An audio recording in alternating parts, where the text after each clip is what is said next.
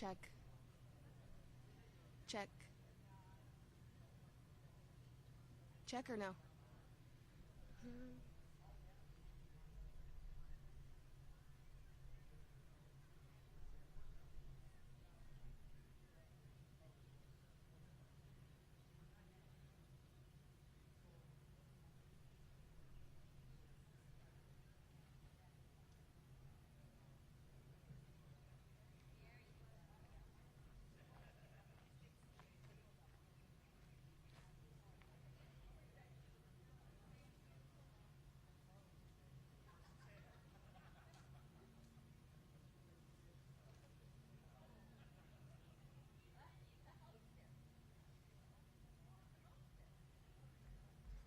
Mic test, 1 2 1 2.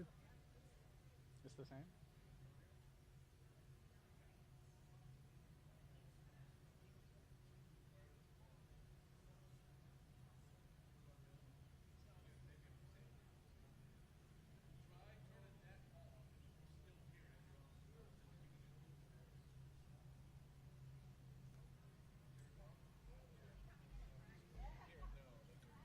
Mic test, 1 2 1 2. Mic test. Florida, Florida.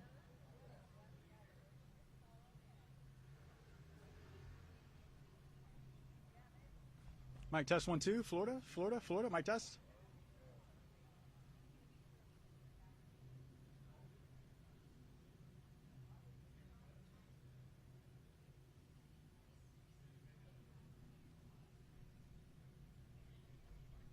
Mic test, 1 2. Florida. Cool.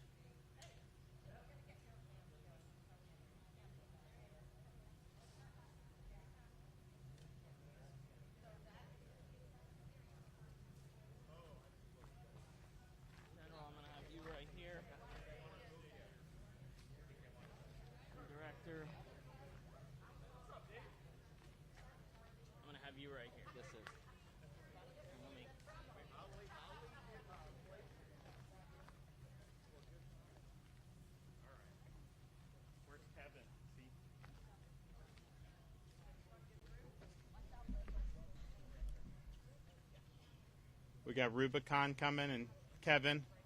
Okay.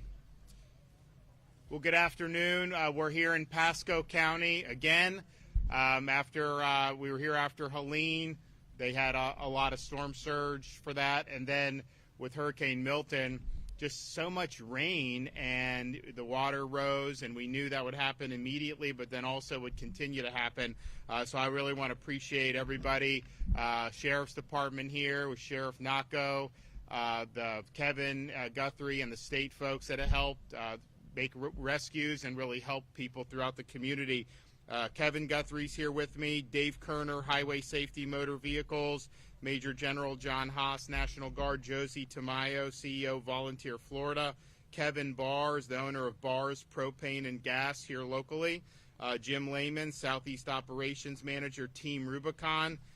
We've got Senators Burgess and Hooper, and I think I saw Ingolia. I don't know why they let him in here, but I think he was here too. And then Representative Steele and Maggart, Tyler Smith, On-Scene Incident Commander for Pasco, Team Rubicon, Florida Baptist Convention, David Coggins, State Director for Florida, J.D. James, Incident Commander for Sarasota Disaster Relief for the Florida Baptist Convention, Trey Bearden, Chief Program Officer, Toolbank USA, Pastor Laura Lambert, Executive Director, Faith Responders, and Elizabeth Christ, Board Chair, Faith Responders. So we'll get to them in a minute, but first just an update. So we've now had over 4 million accounts restored to power since Hurricane Milton came. That is the fastest that's ever been done for that many accounts. And so if you're even without power for a few hours, it could be a real pain in the rear end, but we had over 50,000 linemen. These folks really got to work. So you got about 170,000 accounts right now that are without power. Looks like a majority of those are TECO, but you also have some with FP&L and Duke. And, you know, the co-ops, they got it done very quickly. And they didn't have as many as the investor-owned utilities, but they did a really good job, and they brought in a lot of people as well. So, and in terms of the impacted counties on power, every place except Hillsborough is under 10%. And most are, Pasco is now 3%, and I know you've got some TECO accounts, I think, in Pasco that they're working on. And Hillsborough is about 12%, and I know they have a very aggressive timeline for today. I think you're going to see a lot more progress, and so we really appreciate everybody that's worked hard on that.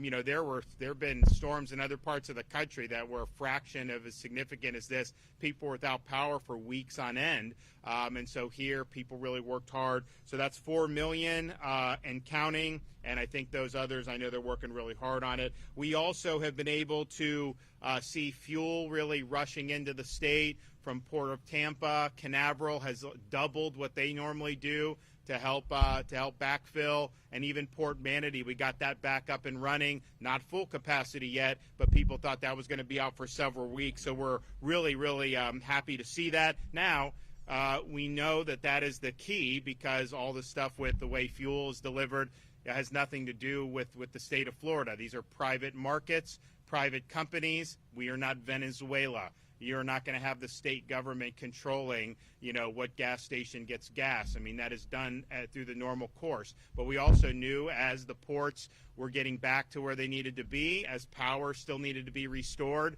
to some gas stations over the weekend, that we wanted to be able to do what we could do to be able to help with the effort. And so we have now dispensed, just from the state, over 2.5 million gallons of gas free to the people of Florida. So we've done regular gas, we've done diesel. Some of that has been just backfilling stations who needed it, and they weren't maybe able to get it from the port. But a lot of it has been our fuel sites that we've set up. So we've had these all throughout the affected area. Right now we have 10 open throughout Florida. Tropicana Rail Yard in Bradenton, Plant City Stadium in Plant City, Central Lot Parking Lot in St. Pete, Charlotte Sports Park in Port Charlotte, St. Pete College in Tarpon Springs, East Bay Raceway in Tampa, Bradenton Motorsports Park in Bradenton, Gulfview Mall in Port Richey, Wiregrass Mall in Wesley Chapel, and Largo Mary Grizzle State Office, of course, in Largo, Florida. You can go to floridadisaster.org/updates if you want to see where those fuel sites are. Now, well, obviously we want to be helpful on that, but you are seeing a lot of fuel is moving. And initially we did a lot of escorts with Florida Highway Patrol and Dave Kerner. I know they're still doing those when needed. But you have had a lot of fuel come into Tampa now over the last couple days, and so that's a really, really good sign. But we're happy to have had that gas on hand and prepared, and we're able to get that out to people just to hold you over. I mean, it's not like we can do these sites indefinitely, but we wanted to hold people over, and they were able to get that. We've also responded to a lot of mission requests here in Pasco. 6 big debris removal trailers. 52,000 gallons of regular gas just in Pasco, 30,000 gallons of diesel in Pasco, 6 truckloads of water, 4 truckloads of meals ready to eat, a truckload of tarps, 500 road barricades, truckloads of ice, 12 light towers, a fuel depot for rescue operations and essential workers like county employee and hospital staff, 32 additional Starlinks, 60-person law enforcement strike team, and 550 cots. We have both points of distribution and our marks in Pasco County. Zephyrhills pod is at 5435 Gall Boulevard. That's open till 4 o'clock. That has things like supplies, food, and water. The Pasco County Multi-Agency Resource Center has all our state agencies there. That's at Hudson Regional Library in Hudson, and that's from 8 a.m. to 7 p.m. You can find any point of distribution or any multi-agency resource center at floridadisaster.org. Those are the things that the state has set up, and we do that very quickly. I know the federal government typically does things called DRCs, Disaster Recovery Centers. Have they done that yet? They are starting to open them. So those are starting to open by the federal government. And so there are certain things with, like, if you have FEMA individual assistance, it's a federal program. It's not something that we can resolve for you from the state perspective. You got to go through the federal bureaucracy. Unfortunately, that's just the way it is. So those disaster recovery centers are starting to open, but we've had our centers open for a long time. School districts, 49 of the 50 school districts that experienced closures last week have reopened today. Hillsborough will open soon. You can go to fldoe.org/storminfo if you have any concerns or questions about where your school district is. So here in Pasco, you look at the storm. The eye of the storm went into Sarasota County. And we always talk about what side of the storm is stronger, leads to more storm surge.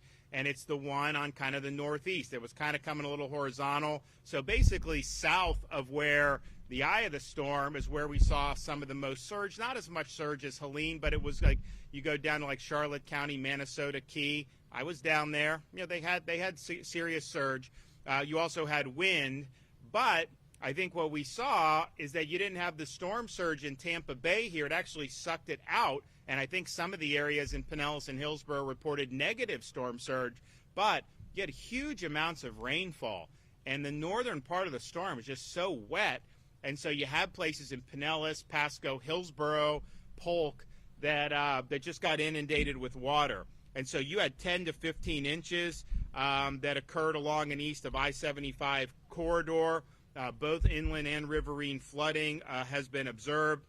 Clearly, there were multiple places within Pasco County that have seen that.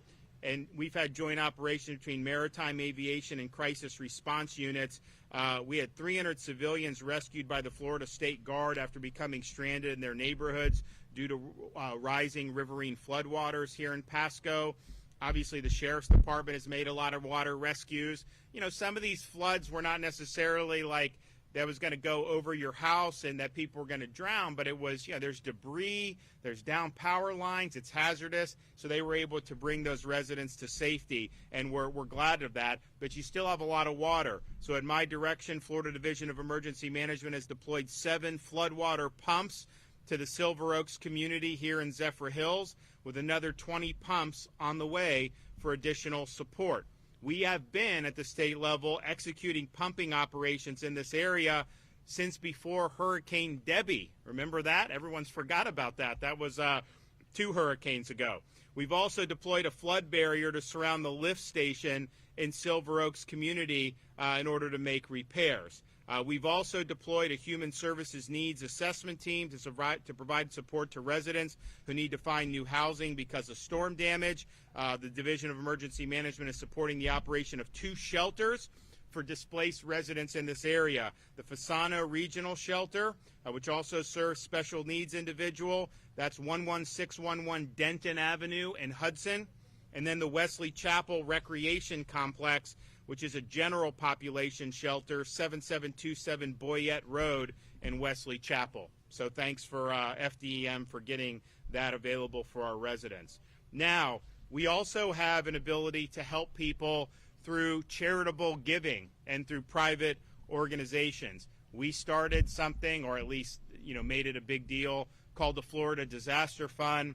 Hurricane Ian, we raised and distributed $63 million for folks who are in need, and there's a variety of ways that we do that.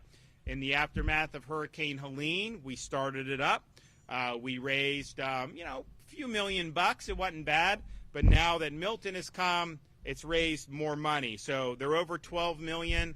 I think they're going to continue to raise some decent money here in the coming days, and we appreciate all the major entities who helped do that, including Lennar Corporation, who donated $5 million to the Florida Disaster Fund, as well as Walmart, who donated $1 million. Now, through the Disaster Fund, we've been able to cut red tape, and we've been able to get assistance to people who need it. So I'm proud today to say through the Disaster Fund, I am here in Pasco County to award $500,000 to support nonprofit organizations that operate in Florida and provide free muck and gut services, free debris removal, free tarping, free temporary home fixes, and other volunteer services to those whose homes have been damaged or destroyed by any of these hurricanes. Each of these organizations has been on the ground in Florida following both of these more recent hurricanes, and they're going to continue to help Floridians who were devastated by the storm. So we're going to apportion the money, $50,000 each, to as follows. Team Rubicon, who was here after Helene. They've been doing things like muck and guts, tree trimming, and repairs to homes and businesses, and they're going to continue doing that work for folks in this area. Tool Bank USA, they provide tools to many of the organizations that we have recognized and award with the Disaster Fund. So Tool Bank USA was launched with the idea of neighbors helping neighbors by giving their time and loaning their tools to do home repairs for their neighbors. They provide the tools, staff, and various size trailers to community-based organizations and their volunteers at no cost following a disaster. And I saw this after Hurricane Ian, massive trailer. And like if you're a fix-it guy or a handyman, like everything you would want, you just go do it. You do the work and you can go. And these groups use it, and it's really, really cool. So we're glad that they're in the fight. Florida Baptist Convention Disaster Relief. It allows the Disaster Relief Ministry to act immediately and effectively to help people, provide food, tarping, and assisting with muck and gut and debris removal. Faith Responders was founded by a group of Methodist pastors and church members in the aftermath of Hurricane Ian and Hurricane Idalia in Florida. And this year they've responded to support Floridians impacted by not only these hurricanes, but also tornadoes. And we had some in Tallahassee earlier in the summer. They do debris cleanup, muck and guts, and supply distribution. We're also awarding $50,000 each to the following groups who are not able to be with us here today: Samaritan's Purse, Rebuilding Tampa Bay, SBP, All Hands and Hearts, CWS, and Plain Compassion Disaster Response. So we appreciate what these groups can do. We have confidence in their mission, and I know the people of Florida are going to be thankful. We're also trying to help as we find people that are in need. We have our Hope Florida volunteers and Hope Florida employees who go out into the communities and try to assess needs. We were able, through the Florida Division of Emergency Management's nonprofit foundation, to purchase a lot of Walmart gift cards. And so we have $100 Walmart gift cards that, when appropriate, will be handed out to people that have either been displaced or that have significant needs. So we appreciate being able to use those gift cards, and we will definitely work to get those in circulation where it's going to matter. You also see us here with Lowe's. Why do we have that? Well, because we're able to announce Lowe's Home Improvement has donated 250 flood buckets to Volunteer Florida to distribute to individuals who are cleaning up their homes after flooding. These flood buckets include bleach, sponges, disinfectant, gloves, trash bag, flashlights, and other items necessary to clean up water and sanitize a home after a flood. So these buckets will be available to members of this community and distributed elsewhere by the state.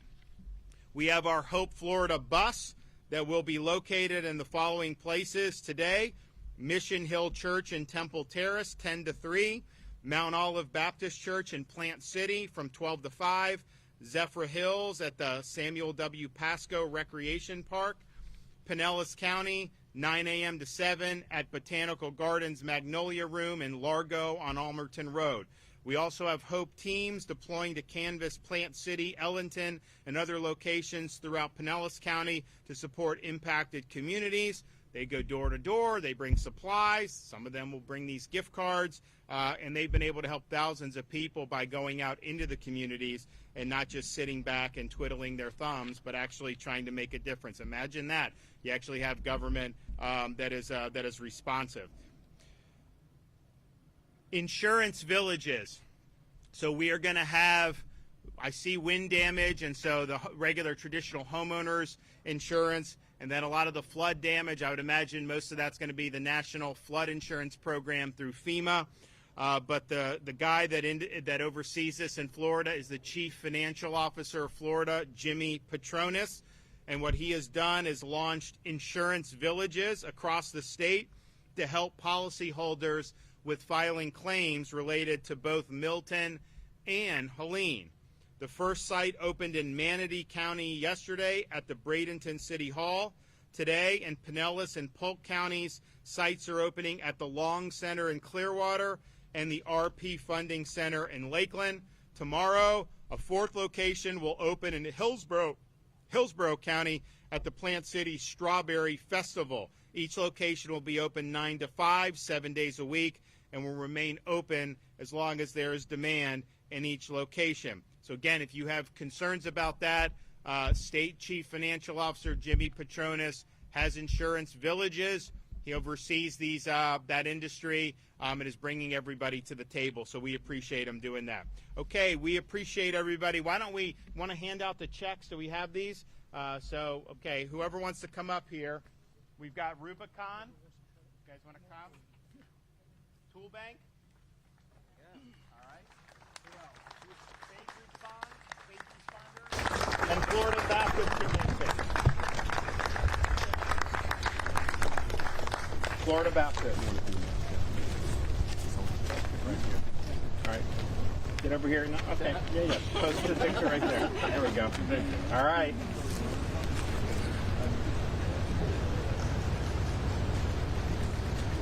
All right, do good. Good job. Thank you. Appreciate it.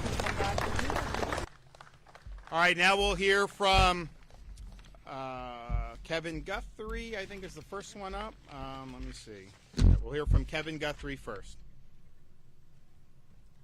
Good afternoon, everyone. Thank you, Governor, for your continued support of the Florida Division of Emergency Management and the State Emergency Response Teams.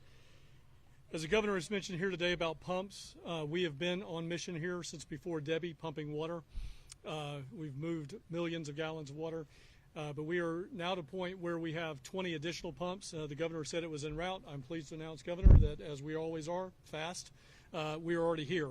So those 20 pumps are in area, ready to go and work with the city of Zephyrhills as well as Pasco County Public Works to start moving as much water as we possibly can. I need to set a couple of expectations. The Hillsborough River, the Withlacoochee River, and the Alafai River are in flood stage. So we're going to have to wait on those rivers to go down before we can actually start moving vast amounts of water.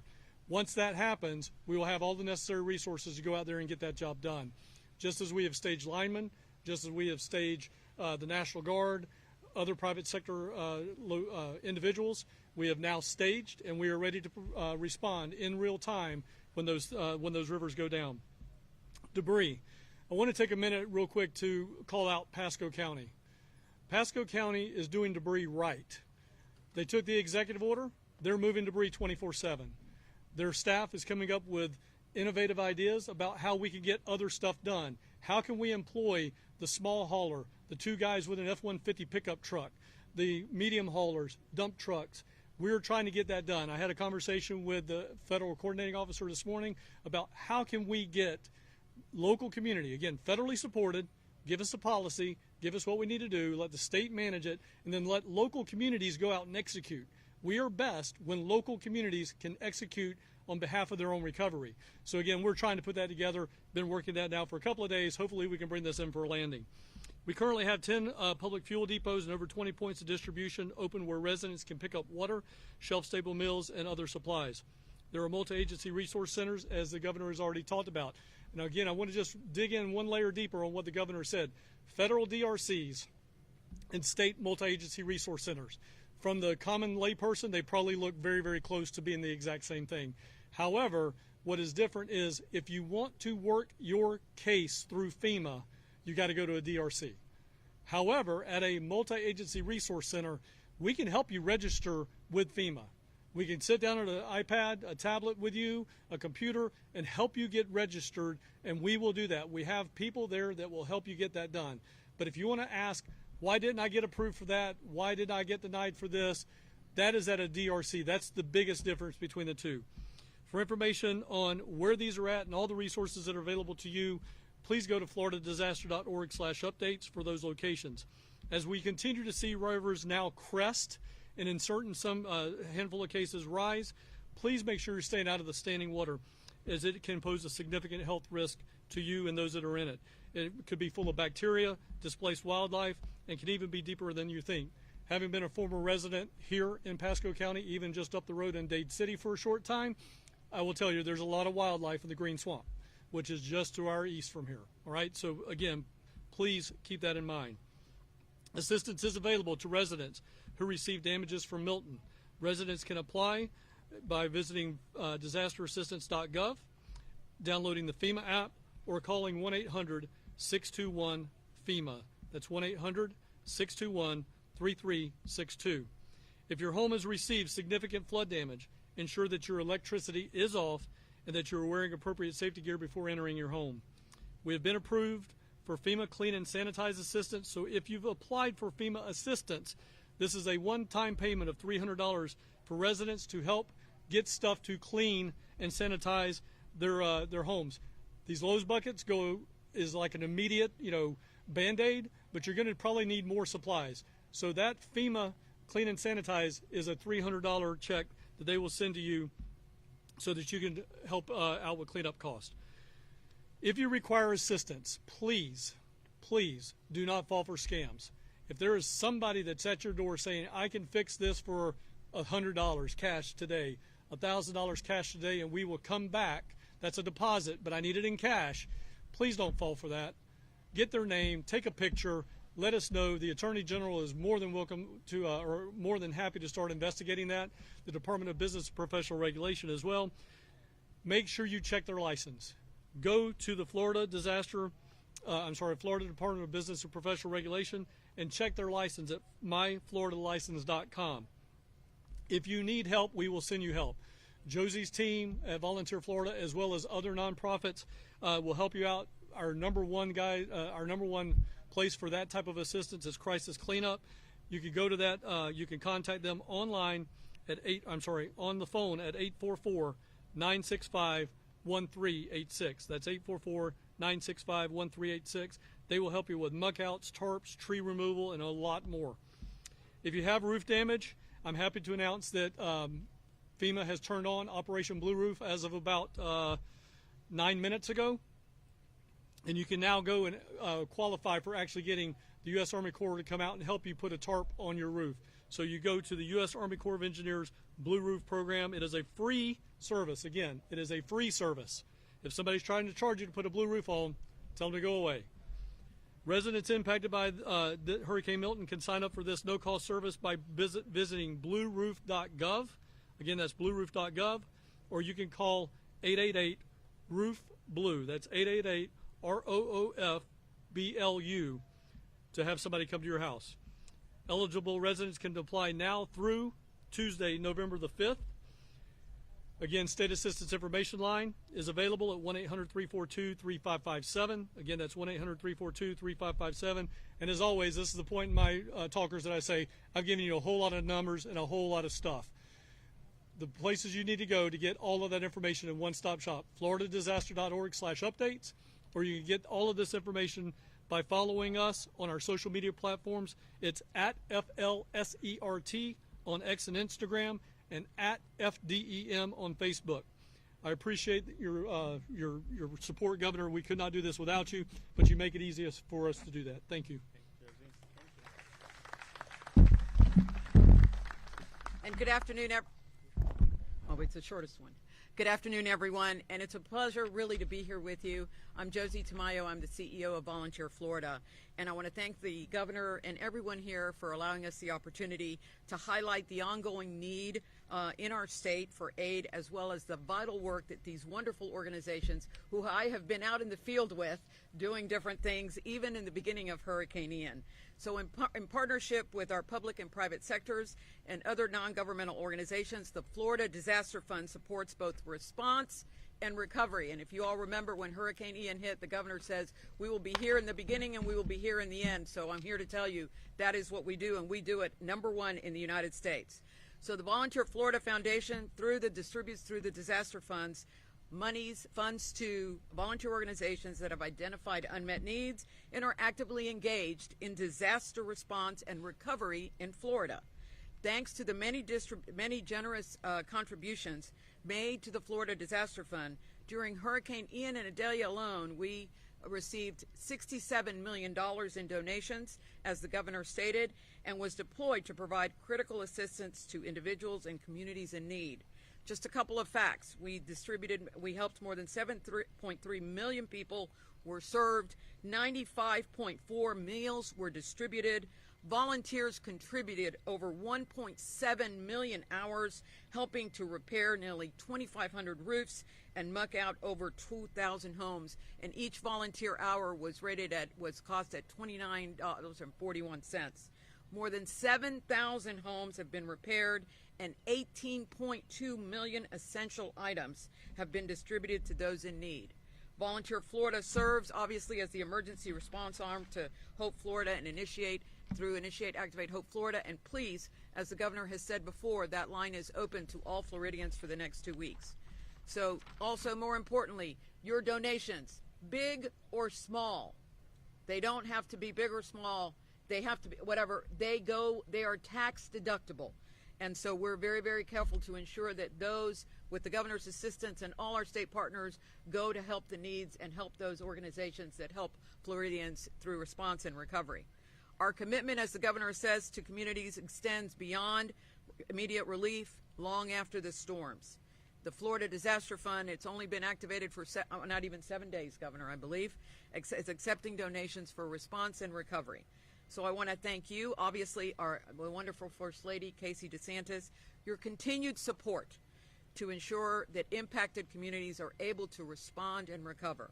Please support the Florida Disaster Fund so that we can assist these communities in response and recovery. Please go to www.volunteerflorida.org. You can contribute through PayPal, Venmo, or also mailing a check. If you go to our website, it is chock full of information. We've made it very simple, and you can see all the wonderful partners, Lennar, Verizon, Comcast, JM Families, Walmart, Wawa, all the wonderful people throughout Florida and companies that have assisted us, and we couldn't do it without it. So I thank you very much. I am praying for all of us, and we couldn't be in a better position with the best governor in the state, best governor in the country, Governor DeSantis, and all the wonderful staff. Thank you. Oh, I'm sorry. Sorry. There you go. There you go. Thank you. Okay. So we've got Jim from Team Rubicon. Good afternoon, everyone. My name is Jim Lehman with Team Rubicon. I'm joined here by Tyler Smith, our incident commander here at our base in Pasco. If you don't know who we are, Team Rubicon is a veteran-led humanitarian organization that helps global communities before, during, and after disasters and crises. We are very proud to be back helping the state of Florida again. We're very proud to be here on the ground in Pasco County and a number of other counties around Central Florida. We still have assessment teams out assessing further damage and unmet needs in additional counties that we're not currently stood up in.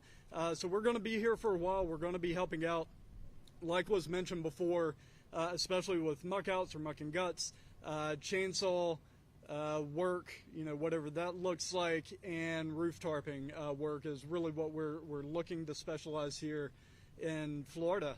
Just want to thank the governor and the state of Florida for welcoming us out today, for giving us a very generous donation, and we're happy to be here and continue to support Florida. Thank you. Thanks, appreciate it. Okay, Kevin Barr, Barr's Propane Gas and AC.